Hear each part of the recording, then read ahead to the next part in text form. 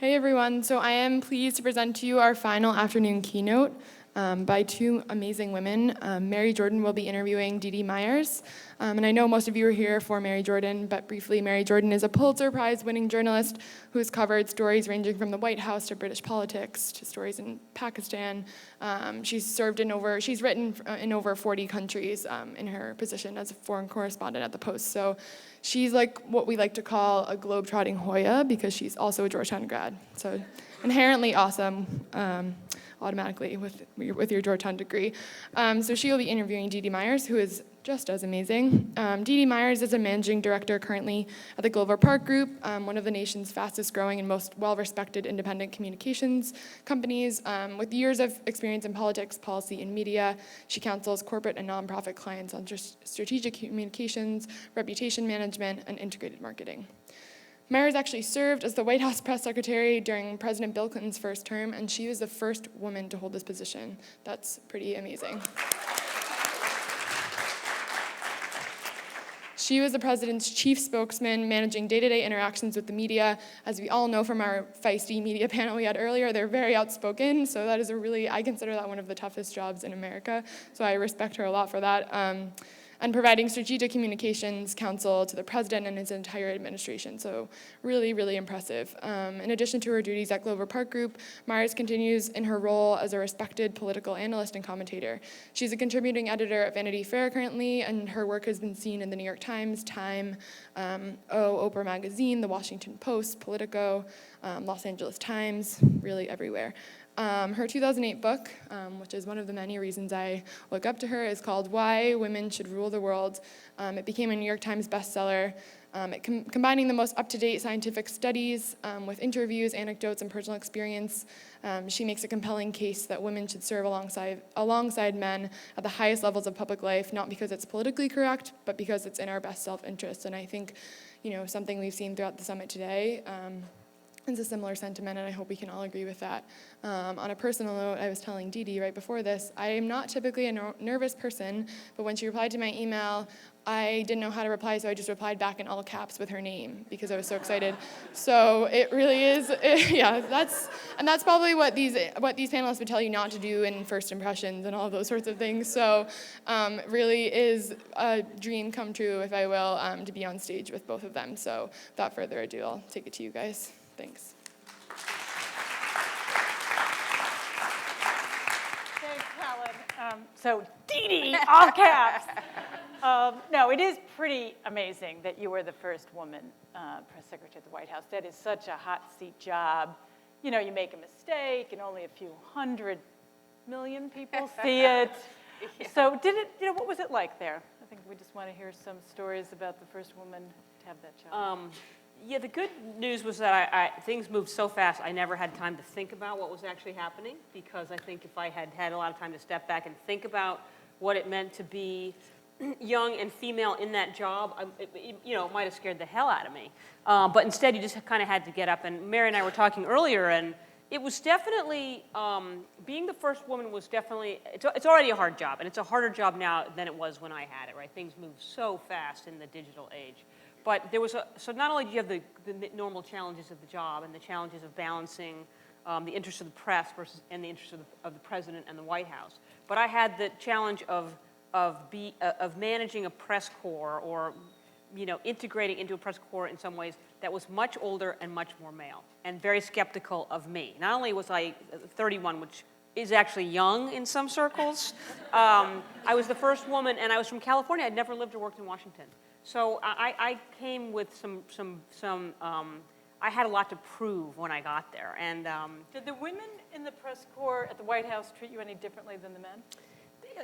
In one respect, I mean, they were every bit as hard on me. And one of the people who was hardest on me was a reporter from the Washington Post, who you knew, named Ann Devroy. And she had been covering Washington and the White House and the administrations for many years. She had way more sources and knew way more about how things worked than I did. She was tough and unforgiving for mistakes. So she was very tough on me, which she would have been on anybody. But she also, and this was true of a lot of the women there, the women much more than the men, they were just as tough on me, but they wanted me to succeed. Whereas the men didn't care if I fell on my face or if I succeeded or whatever. They didn't care. But the women, I would look out sometimes into those faces, and I knew that they were going to do their job and they weren't going to cut me much slack. But at the end of the day, they hoped I would be okay. And that made a huge difference to me because there were a lot of tough days, and I'd look at and I would just get a little something back from one of them that said, okay, someone's at least rooting for me, right? There's somebody in this room that cares whether I succeed or fail. So do you think general politics is tougher on women? Yeah, no question.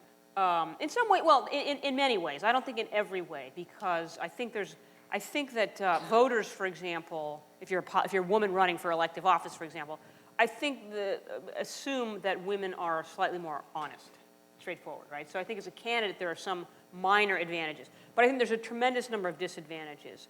I think that there's much less room for mistakes. I think women, and look, I think there's internal and external reasons for some of these.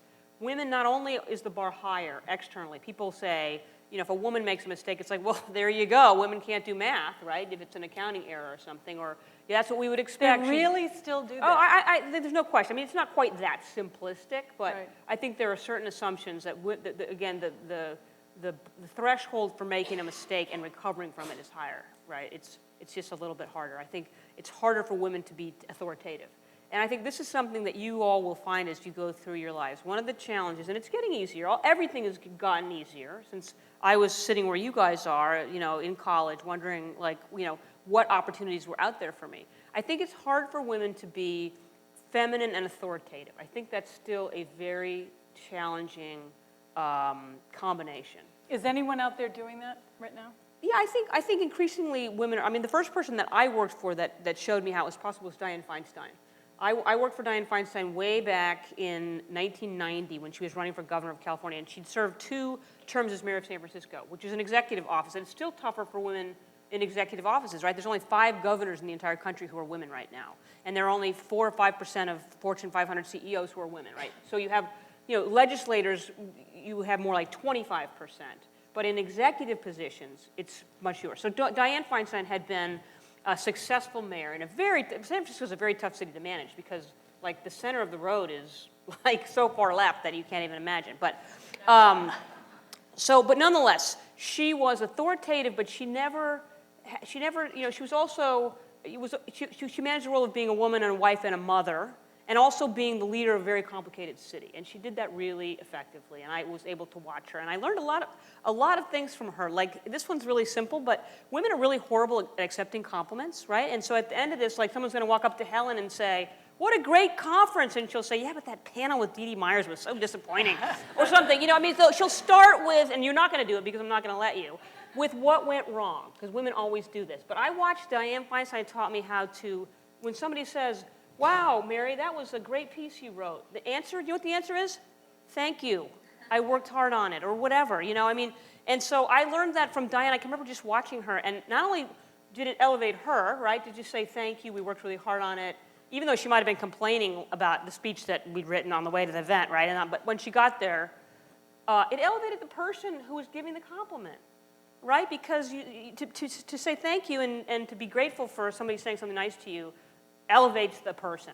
And so this is a very important thing for all of you to understand. You have to take credit for your accomplishments, and you need to start doing it now, and you need to be each other's minders on this, right? If you hear your friends or your sisters or your mothers, your coworkers, your professors, whoever, if they do not accept compliments or take adequate credit for what they've done, you need to stop them, bring them up short, and say, no, you worked really hard on that, you did a great job, and you deserve credit. Terrific answer. Thank you. I've thought about it a lot for a long time. You spent all that time in the White House, right, under the glare. How do you think it would change if there finally were a woman president? Well, I think the first woman is going to have a rough ride, and Hillary knows that.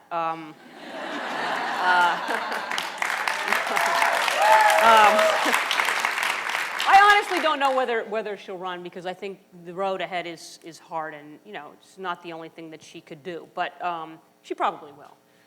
So I do think the road ahead will be, and I think for the first woman in any job, it's you know there are additional obstacles. So not only is being president hard, But there'll be additional scrutiny. For example, how many people in this room have never had a conversation about Hillary Clinton's appearance? Her hair, her weight, whether she looks tired or old, right? We're all guilty of it. I've done it. I'm like, Hillary, what's with the hair?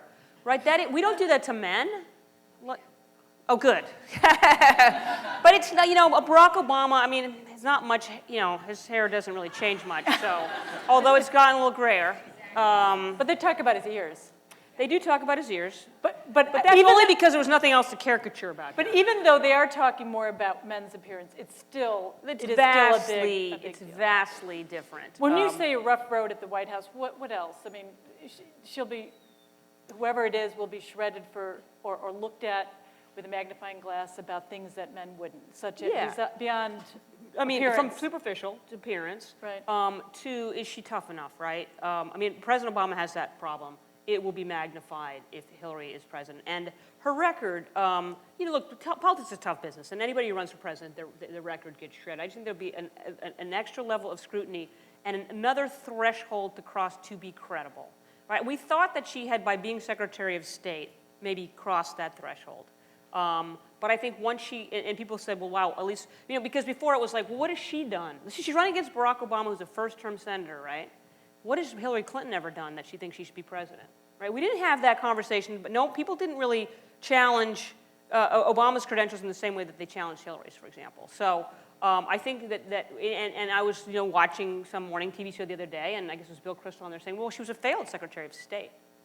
Well, a lot of people would disagree with that. Yes, but I do think that will get more traction in conversations about her. It's not entirely, look, it's hard to separate being a Clinton, which brings its own baggage and complications, being a woman, and then just being the particular person of Hillary. But there's no question that she will get additional scrutiny. She will face a higher threshold to be credible, to be tough enough, to be commander-in-chief, to be all the things that we expect a president to be feminine and also authoritative, to be senior enough to be president but not to look too old, not to be tired, to work hard but not to look tired. I mean, all the things that, men just don't face the same intense scrutiny in the same way around those issues. Now, that said, Hillary is a grown-up, and I really do think the odds of her being the first president our first female president are better than we've ever had for any woman in the history of the country. And if she runs and wins, she will be the most powerful woman in the history of the world. And it'll be interesting if she has a female press secretary. Yeah. But I'll tell you one thing she'll do, and the thing she did as Secretary of State, which I think is so important, she will continue to elevate the importance of investing in women and girls. And that, to me, is a game changer. We had 3 female Secretaries of State, right, in short succession. And together, and I think they all deserve credit for this, but maybe Hillary first among equals, they moved, when I was at the White House in 1995, and Hillary Clinton dared to go to Beijing, China, and say women's rights are human rights and human rights are women's rights, you would have thought that she was saying she was a communist or something. It was so controversial. You can't even imagine it. Those of you who maybe you read a little bit about it because the 20th anniversary is, I guess it was 94, because it just recently passed. But the first Secretary of State, Madeleine Albright, who used to teach here, said that great thing about there is a special place in hell for women who don't help women. And Hillary Clinton and some of the other people have been elevating women. Right. But since we don't have that much time, I want a lot of people, when they heard you were coming here, was like, oh, she was the inspiration for, in the West Wing, C.J. Craig. And, a lot of people, I mean, we have friends in London who just literally did a West Wing tour. It's like, oh, there was a scene at the National Cathedral, and they went to see that, and CJ said this and that. And you then, Aaron Sorkin, the writer, asked you to help consult on that. What was that like, and how did you guard the character of the press secretary so she really was a substantive character? Yeah. It was a lot of fun because it was, I never expected or wanted to be a television writer. But I said at the time, God, if I'd known you could make a lot of money by just making stuff up, because where I come from, you make stuff up, you go to jail. There, you make stuff up, you get rewarded handsomely. So, so I got to take a lot of things, sort of my experiences, and sort of turn them into stories. I worked very closely with the writers more than anyone else, and I got to take stuff that happened to me and change the ending. which was so satisfying. Stuff got to come out so much better. Or that line that, you walk away and you wish you'd said. CJ got to say a lot of that.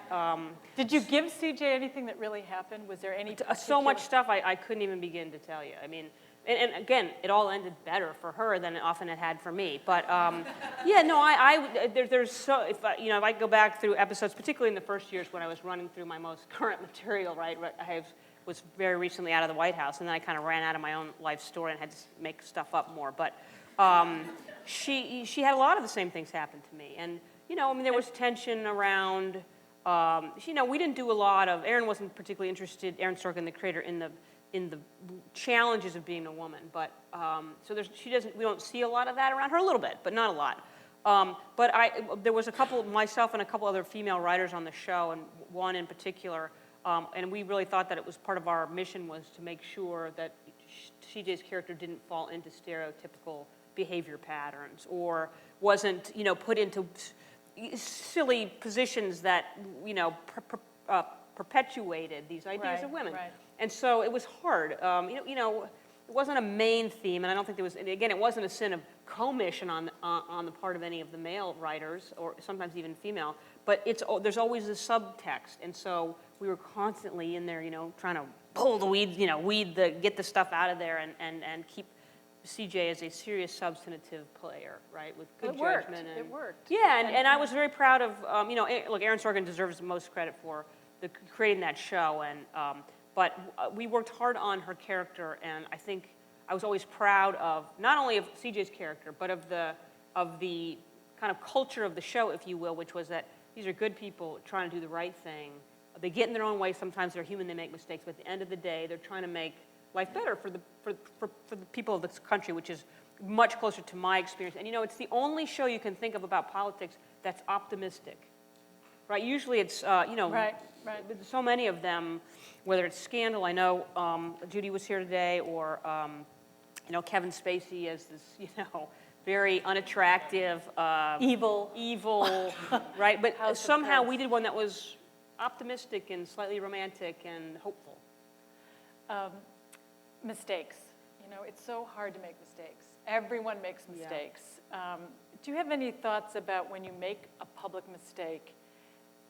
If you want to tell any stories, and then how you get or how you get past them. Because now, actually, in your current job, you help other people who make public mistakes. Yeah. Look, when you are in that environment, and anybody that's a public person, right? You're going to make a mistake, and when you do, it's going to be public. And so there's kind of two dimensions to that. One is, how do you as a crisis management issue, how do you move past it as quickly as possible, right? And we could spend a lot of time on, you've got to get out in front of the facts, and you have to tell the truth, and you put things into a perspective, and then try to move on. But that doesn't necessarily take care of the personal side, right? Because there's sometimes shame, humiliation, frustration at yourself, and how do you get past that when things happen to you that are public? And that's hard. I mean, making a mistake in public, so you not only have the mess you have to clean up, right? And maybe it's caused some damage to your organization and your own reputation, but you have to get past them. And I do think it's harder on women, right? I think women take mistakes to heart.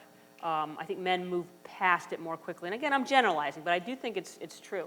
And so I think it's really important for people to realize, and young people and young women in particular, that everybody makes mistakes and everybody fails. And not everybody's looking at you thinking, oh my God, what a loser. They're just not. They're sort of got other things in their lives going on with their business.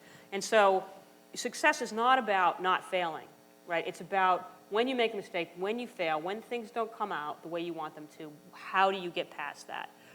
You got to get up, pick yourself up, learn from your mistakes, and move on. And that takes courage, but it is the most important ingredient in a successful career. It's being resilient and being able to care enough about what you're doing to get up and to try again. One of the reasons that there's fewer women in public elective office is, one, it's the culture's, I think, harder on women in some ways. Not because, I just think women take it harder. But women will lose once and say, well, I tried that and I failed. I'm not going to do that again. Men will run, and then they'll run again, and then they'll run again, and they'll win. And I think, and that's just one example, but I think we all have to recognize no one's career is a trajectory, that just goes straight up. everybody has setbacks, lateral moves, frustrations, successes, but how you deal with the things that don't go well and the ability to be resilient and to get up and to try again is, again, the most important ingredient to a successful and I think a happy life. Because, you know, that's where the real, when you do the things you didn't think you could do, that's where sometimes the most satisfaction comes. You know, this is so critical, you know, and a lot's been written about how, you know, boys, when they're young, are so used to playing baseball, for instance, where if you get 1 out of 3 hits, it's great. So, you know, 2 strikeouts, no big deal. Right. You know, but you're just conditioned. Yeah. And women, you know, do take it to heart too Yeah. often. And, you know, if you can just keep going and not obsess, you know, on yourself. I mean, easier said than done, but critical. Right, and also I think risk, right? I mean, we have to be willing to take risk because, you know, risk means that you may fail.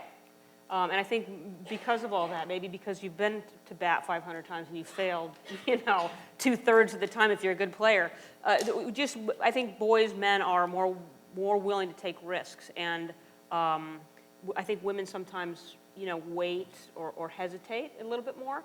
You know, if you ask people, I mean, I keep talking about politics because that's the milieu that I come out of, but if you ask a man and a woman to run for office and you say, okay, we're recruiting candidates to run for Congress, right? Here's the 5 qualities that you need. A man will go, I got 2, I'm gonna win. And a woman will go, well, I've got 4, and if I work on that 5th quality for 4 more years, I just might be ready, so come back to me. By then, the man's been elected and he's Speaker of the House. And I do think being willing to sort of, and this is connected to what I was saying earlier about own your value, own your accomplishments, be willing, you don't have to be bragging, but you just have to internally as much as externally own the value that you bring, believe in what you do and what women do. Because one of the things I think that's exciting about the moment that we live in is that people are starting to realize that diverse groups of decision makers make better decisions, right? There is tons of empirical evidence that prove this. And so bringing women into the conversation, like, you know, for Procter & Gamble, right, one of the biggest consumer products companies in the world, for years, they sell 80% of their products to women, didn't have any women on their board. Like, is that idiotic? Like, who would think that was a good idea? I mean, who would think that's a good idea? But increasingly people are realizing that's not a good idea. And so what you guys bring to the conversation, the perspective that you bring in your own experience is really valuable. You got to own it, you got to bring it to the table, and you got to stick up for yourself. So I hope, and you have so many more role models than I think we had.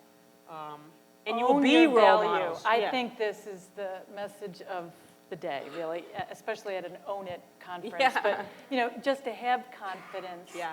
And it's so true about, you know, you see somebody else, and, you know, the confidence and drive will really get you the distance. I think the last question is, there's so many young people here, is just advice to them as they want to be the next press secretary or they want to have some fabulous job when they're 31.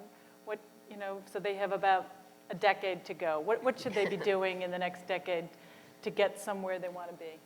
Well, I think there's no one path to any job or endeavor that's interesting or worth doing. And White House Press Secretary is one good example. If you look at the people who've had the job, we all have very different paths. I mean, we have some interest in politics, right? Some appreciation and interest in the media. And then my path was very political. I worked on, you know, a whole decade-long succession of losing campaigns, and somehow I ended up at the White House. I finally found a guy who somehow managed to win. But I do think the most important thing is to... You worked on his campaign. I worked on the campaign, yeah. So I worked on I worked on a presidential campaign in 1984 for a guy named Walter Mondale who lost 49 states. And then I worked for Tom Bradley, who was the mayor of Los Angeles, and then he ran for governor, and he lost in a landslide. Then I worked for Michael Dukakis. Then, I mean, come on. And then I worked for Dianne Feinstein, who ran for governor, and she lost. That's the only race that she'd ever lost. So thank goodness when I interviewed with Bill Clinton, he didn't ask me about my resume or my credentials. He was just, you know, he talked about his vision for the country, and we talked about kind of our shared aspirations, and somehow he managed to hire me, and I won. But the most important thing and the thing I was grateful for when I was young was that I did have a fairly, I don't know where it came from, a risk tolerance. I didn't mind working on losing campaigns. You know, I always thought, well, I'll go back and work in the department store where I always kind of worked between campaigns in the China department, you know, at Christmas time after the losing campaign, and you get up the next day and you didn't have a job, and so I would go find a job. But I think so having some willingness to like it not to work out, and what's the worst thing that can happen, right? You go get a job in a department store, it's not so bad. But the other thing is to do something that you love. Do something that you love and become good at it, whatever it is. And I think I don't know about you, Mary, but I've never had a 5-year plan. And if I had one, nothing would have ever unfolded the way that I had planned, right? And So how do you look out? You just try to do something you love, throw yourself at it, be good at it, and see where it leads you? And that's not to say don't have goals and dreams. I think those are really important, but don't assume that there's a particular path that's going to get you there. So do what you love, and become an expert or become particular. Take the extra time to become really good at something. And I also think good writing skills, no matter what you want to do, are a huge asset, because a lot of young people come and they're not. You're here at Georgetown. You have an opportunity to really polish that skill, which is not just the ability to use good grammar and nice words. It's the ability to make an argument and a logical case for whatever it is you're trying to communicate. It's a communication skill, because communications is really important. But so find what you love. Be willing to take some chances, especially when you're young and you have fewer responsibilities. Don't worry so much about where, is this job, particularly at your age, is this the job, going to get me to the next step? You don't know the answer to that. So, take the job that seems like the one you're going to get up in the morning and feel like, yeah, this is what I want to do. And particularly at this point in your life, that is going to do so much more for you as you go forward. And some of it's not going to work out. You're going to have one, you go, boy, I thought this was going to be great, and it's horrible. I'm going to have to find another job. Okay, right? That's not so bad. I mean, I had 87 jobs before I was 30 years old, because I worked for somebody losing campaigns.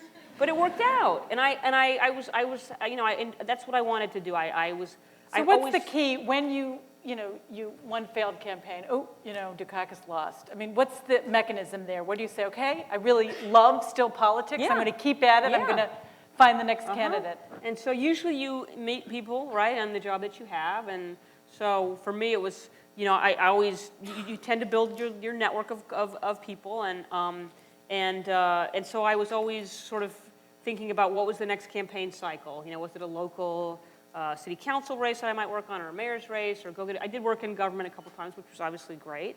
And then those people have to run for office, so I got to work on more campaigns. But I'm going to tell one other story, because and you have to be willing, and you don't want to be taken advantage of, right? But I think you have to be willing to do whatever needs to be done.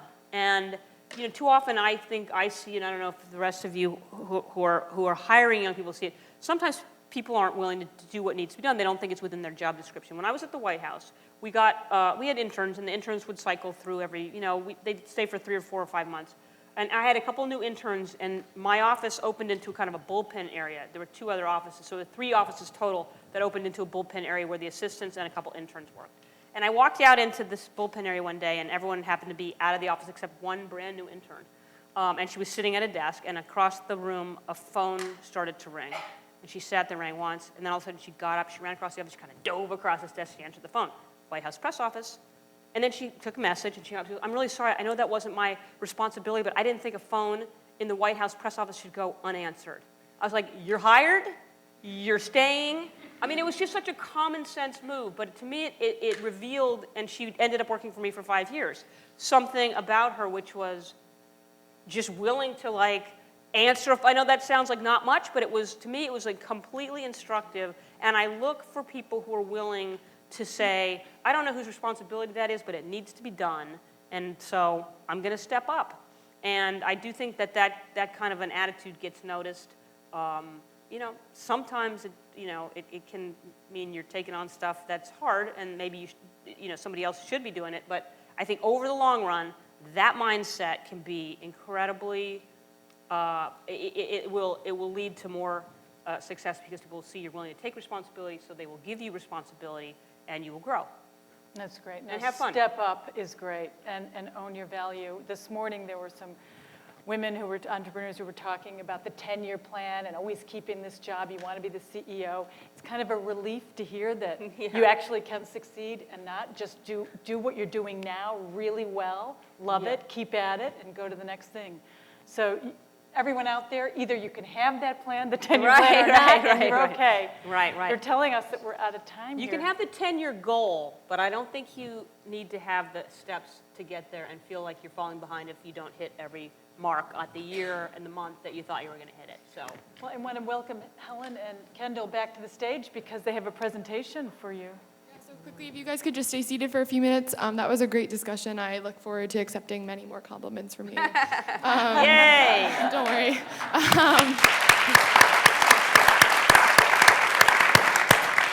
We actually just want to present Dee Dee Myers with our inaugural Own It Summit Award. Obviously, it is the first of its kind because it's the first summit, but we look forward to presenting it again. But we are especially excited to present it to Dee Dee. The description really, we kept her in mind when we were writing it. It's supposed to be, a woman who exemplifies a 21st century leader and is a first in her position. And obviously, Dee Dee is that. So we are really proud to present this award to her. Thanks. Thank you.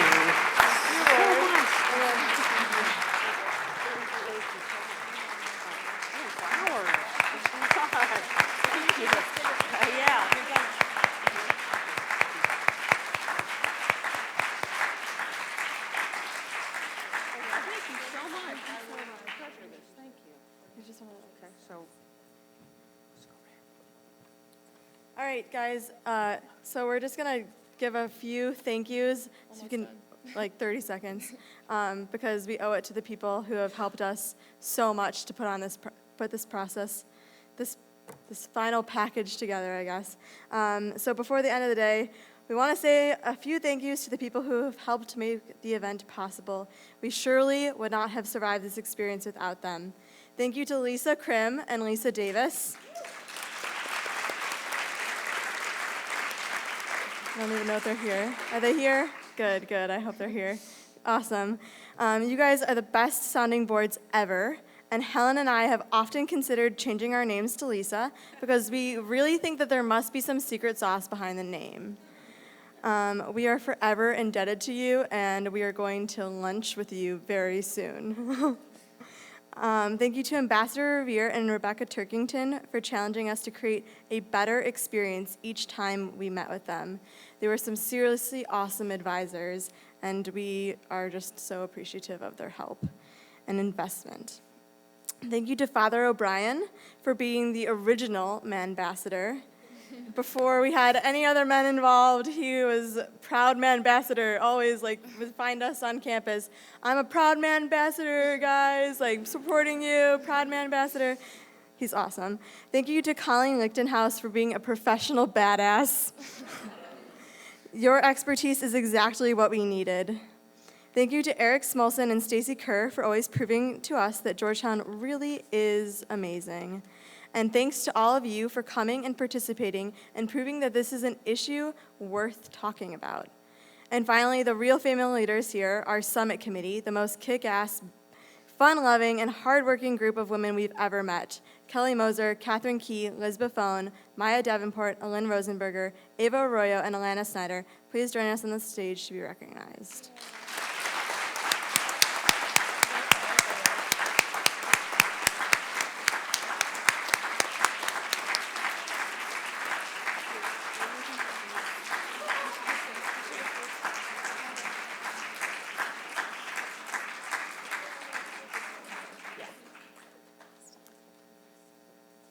We also just want to take a moment to thank Helen and Kendall, our fearless leaders who have been working on this summit since almost a year ago now, to be quite honest. And we're just so grateful, this whole team, to everyone who has been here today making this day happen. And Helen and Kendall, if you guys, we just want to give you these. We're so grateful for all that you have done, making this day happen.